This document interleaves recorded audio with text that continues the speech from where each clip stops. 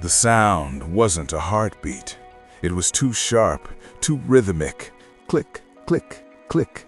I knelt in the damp Ohio mud, the beam of my flashlight cutting through the thick pre-dawn fog. Before me lay Miller. His flannel shirt had been peeled back with surgical precision. Where his sternum should have been, there was a window. The ribs had been snapped, filed down, and interlocked. They were rotating. A complex mechanical system of bone and marrow was spinning inside his chest cavity. As I watched, a small gear made from a molar turned a larger gear made from a kneecap. Is he still alive? The sheriff whispered behind me. I didn't answer. I reached out with a pair of tweezers and pulled a small scrap of parchment from between the rotating bone gears. The gears ground against each other, emitting a sound like a screaming violin, but they didn't stop.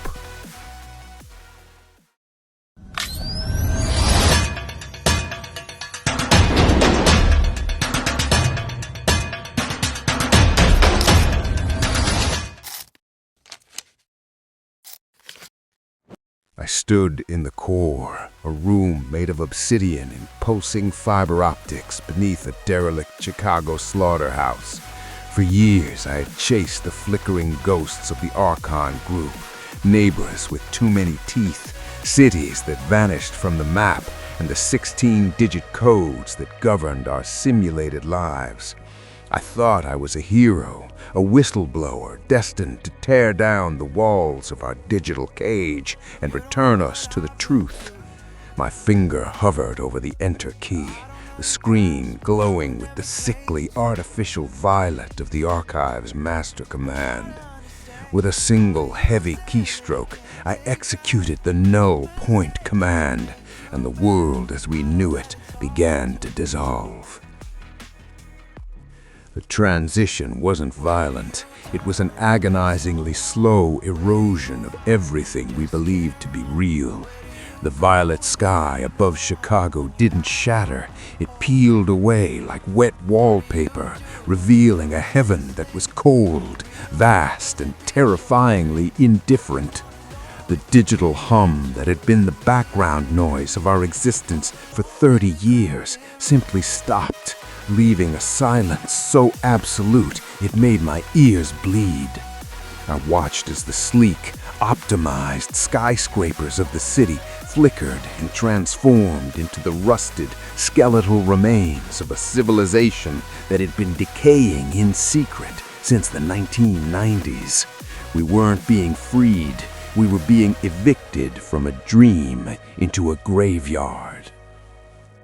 As the simulation collapsed, the perfect people around me began to change, their smooth, filtered skin erupting into the textures of real age, scars, and disease.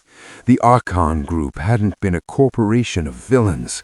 They were the cosmic janitors of a planetary asylum, keeping us sedated while the old rot consumed the Earth.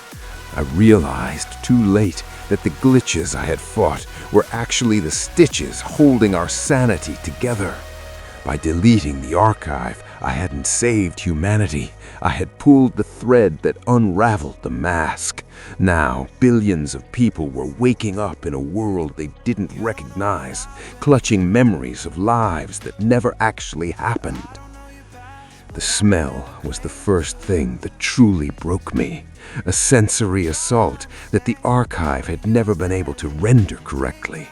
It was a suffocating cocktail of wet earth, iron-thick blood, and the sweet, cloying stench of ancient rot that had been trapped under the digital floorboards for decades.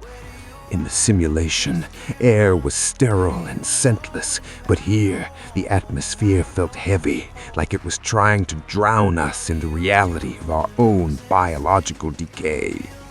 I stepped out of the slaughterhouse and into a world where the trees were black, thorny pillars, and the wind sounded like a low, mournful howl of a wounded animal. I looked at my hands, and for the first time, I saw the dirt beneath my fingernails, real, organic filth that wouldn't disappear with a system refresh. The 16-digit code that had pulsed in my palm was gone, replaced by the raw red lines of my own pulse hammering against my skin with a frantic, desperate rhythm. I was no longer an auditor of data. I was a witness to the aftermath.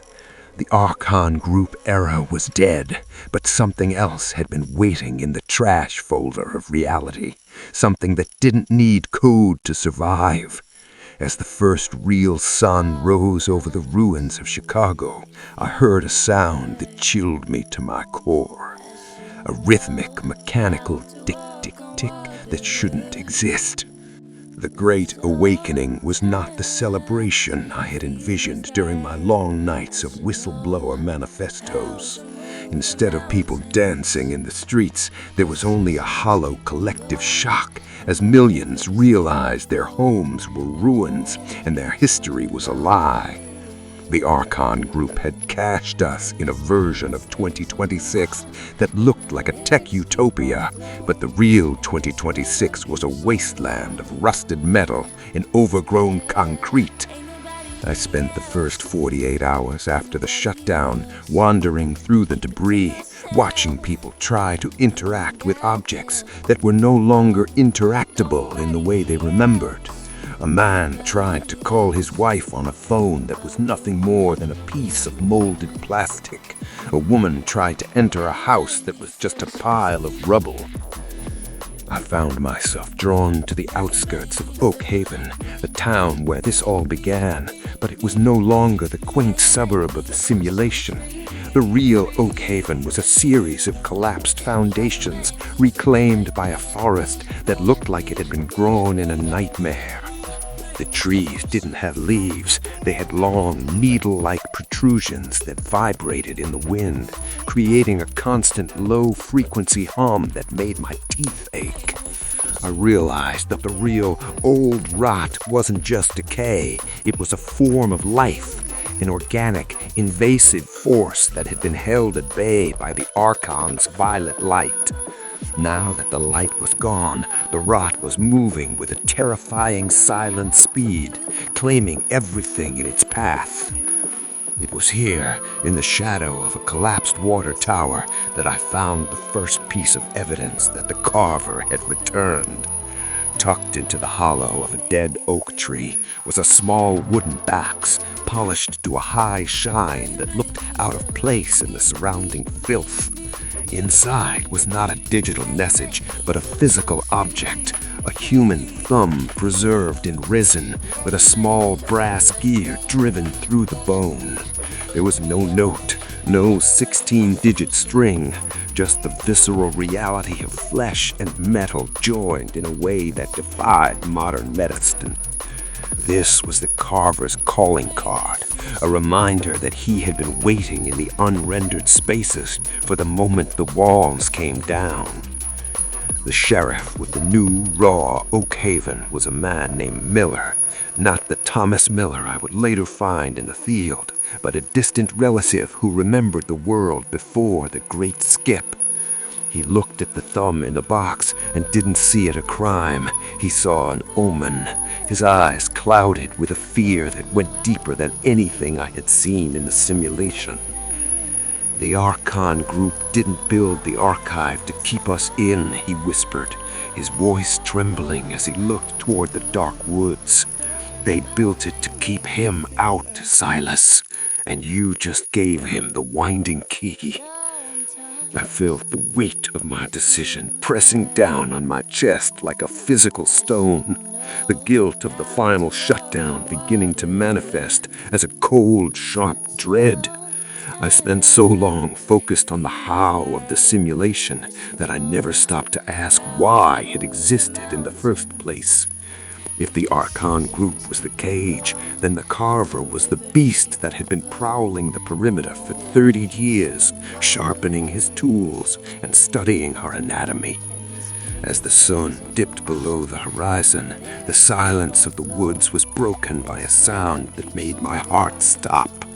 A rhythmic, metallic click, click, click, that seemed to be coming from every direction at once. We found Thomas Miller at 4 a.m. in a field that had once been the center of the town's agriculture, but was now a graveyard of gray, brittle stalks. The scene was laid out with a geometric precision that was breathtakingly cruel. A 60-foot circle of sharpened bone fragments driven into the earth. Each fragment had been filed down to a point and arranged to catch the moonlight, creating a shimmering, ivory clock face that looked like it had grown naturally out of the soil.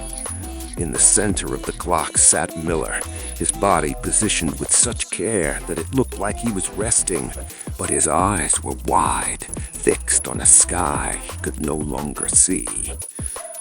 The forensic audit of the Miller site revealed a level of anatomical knowledge that bypassed anything in our current textbooks. The carver hadn't just used a knife, he'd used the body's own structural integrity to create a self-sustaining mechanical system.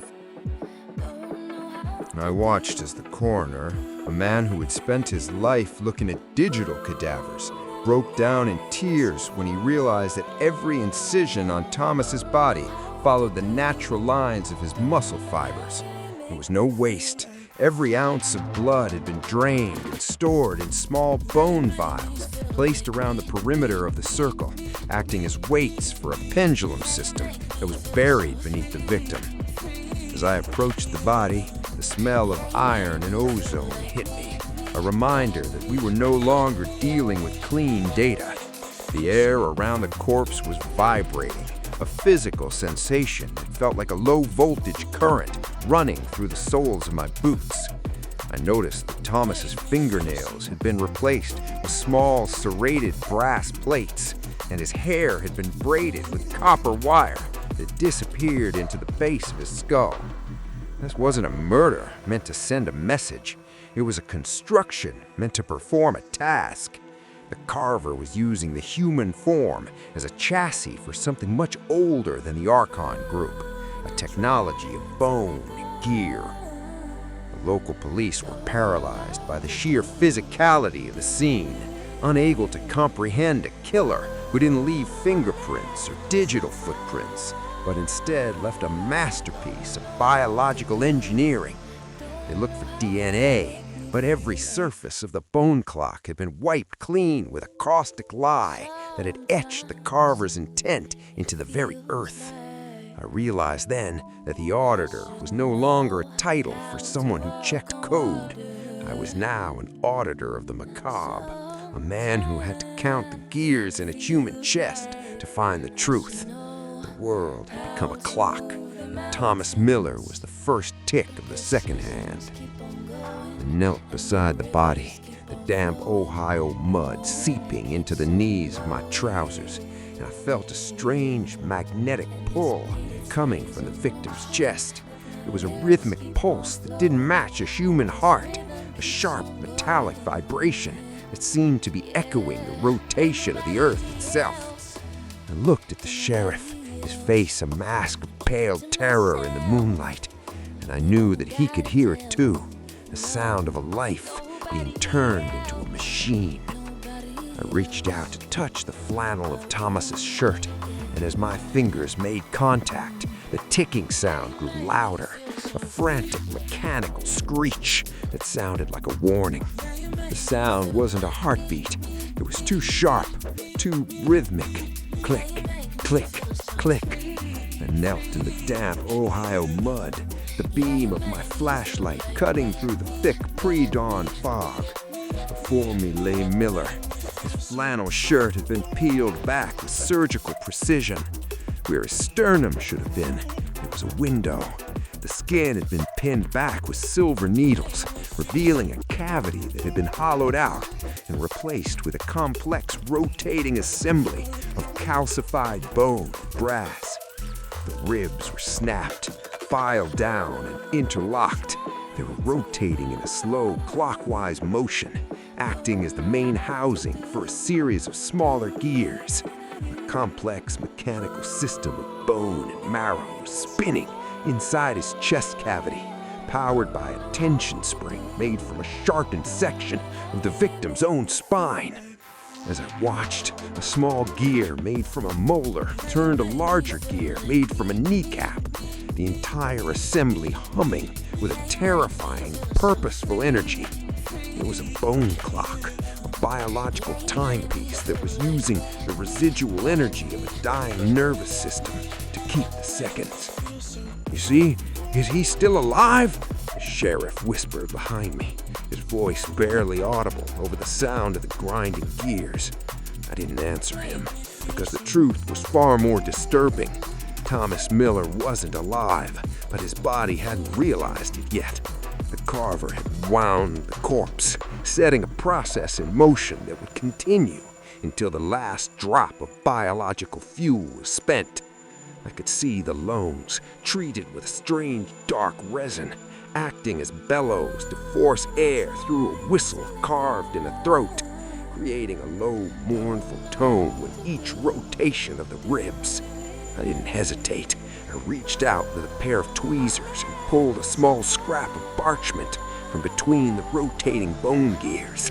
The gears ground against each other as I disturbed the mechanism, emitting a sound like a screaming violin, a high-pitched metallic shriek that echoed across the silent field. But they didn't stop. They simply adjusted, the bone teeth clicking back into place with a thickening snap. The note was wet with copper-smelling blood, the ink beginning to run, but the words were still legible, written in a cramped, archaic hand that seemed to vibrate on the page. I read the words out loud, and as I did, the wind seemed to die down, leaving only the sound of the ticking chest. The archive was to sleep. I am the alarm.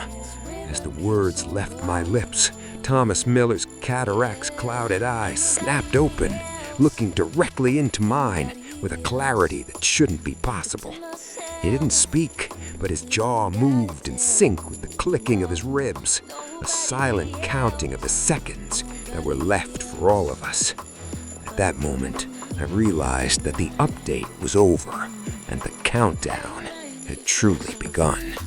We brought the remains of Thomas Miller back to a makeshift mortar in the basement of an old church, the only building in Oakhaven that still had a functioning generator.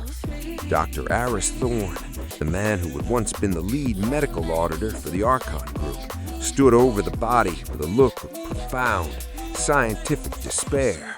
He'd spent his whole career studying how to fix digital avatars, but he was completely unprepared for the raw, visceral reality of a body that had been turned into a mechanical device. He held a magnifying glass over the victim's chest, his hands shaking so violently that the glass rattled against the interlocked ribs. "Silas, you need to see this," Thorne whispered, beckoning me over to the table where Miller's head had been propped up on a block of wood. He pointed to the base of the skull, where the hair had been shaved away to reveal a surgical-grade insertion point in the C1 vertebra. Buried deep within the bone was a small brass winding key, its handle oxidized to a dull, sickly green. It wasn't just stuck there, it was integrated into the brainstem, a physical interface between the carver's clockwork and the victim's motor functions. Thorne reached out with a pair of surgical pliers, his intention to remove the key, but as he applied even the slightest pressure, the body on the table convulsed. It wasn't a random spasm, it was a coordinated movement, the arms of the corpse rising and the fingers snapping into a specific position like the hands of a clock. The ticking in the chest accelerated to a frantic buzzing sound, and the whistle in the throat emitted a sharp, piercing note that shattered a nearby specimen jar. "It's a failsafe," Thorne gasped, pulling his hand back as the body slumped back into its original frozen position. We realized then that the carver hadn't just built a clock, he'd built a live state tracker. The key was the only thing keeping the bone clock from reaching its final chime, but any attempt to remove it would result in the total destruction of the evidence, and perhaps the room itself. I looked at the key, and saw our series of Roman numerals etched on the brass handle. 12, 11, 10. There was a countdown, a physical representation of the time we had left before the alarm truly went off. Carver wasn't just killing people. He was setting a series of alarms across the country, each one synchronized to the same final second. As the night wore on, the generator in the church basement began to sputter, the lights flickering in a way that reminded me of the old Archon glitches. But these weren't glitches. They were the reality of a world without a master server, a world that was slowly grinding to a halt. I sat in the dark with the ticking body of Thomas Miller, and I realized that I was no longer in control of the narrative. I'd deleted the Archon Group, but in doing so, I'd become the Carver's favorite audience member.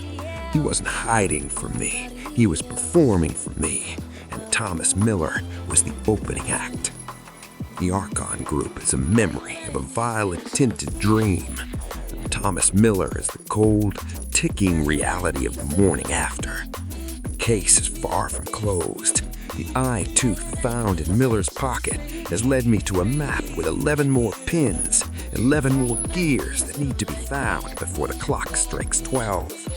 I'm currently decrypting the coordinates for the second victim, a case that involves a woman found sealed inside a brick wall in a house that didn't exist until the simulation ended. The world is waiting for the next update, but there are no more servers to provide it. We're on our own, navigating a landscape of bone and gears, trying to stop a clock that was wound before we were even born. The Archon Group is a memory of a violet-tinted dream, and Thomas Miller is the cold, ticking reality of the morning after. The archive is dead, but the rot is very much alive, and it is hungry for more than just data. It wants our time. Motherfucking design all